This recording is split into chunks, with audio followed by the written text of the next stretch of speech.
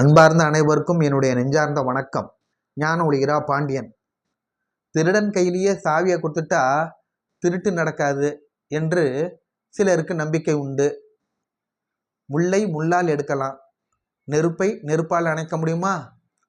இப்படி தான் ஒருவன் தனக்கு பக்கத்தில் உள்ளவனை பார்த்து, உங்களுக்கு மது அருந்தும் பழக்கம் உண்டா அப்படின்னா, பக்கத்தில் உள்ளவன் சொன்னால், மதுவா, அப்படி என்ற ஒரு பழக்கமே எனக்கு இல்லையே அப்படின்னா, அப்படின்னா அந்த மது பாட்டிலை பார்த்துக்க, நான் போய் டிக்கெட் எடுத்துகிட்டு வந்துடுறேன் அப்படின்னா.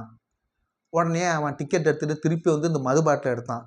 உடனே பக்கத்தில் உள்ள நண்பன் கேட்டான், உனக்கு திருட்டு பழக்கம் இருக்கா அப்படின்னு கேட்டான். ஐயோ, திருட்டு பழக்கமா? அதை நம்மளிடம் இல்லவே இல்லையே அப்படின்னா இவன். அப்படின்னா அந்த பேக்கை பார்த்துக்க அப்படின்னு பேக்கை பக்கத்தில் வச்சுக்கிட்டு அவன் பாட்டுக்கு போயிட்டே இருந்துட்டான். திடீர்னு காவலர்கள் வந்தார்கள். எல்லா பேக்கையும் சோதனை இடும்போது இந்த பேக்கையும் சோதனை இட்டார்கள்.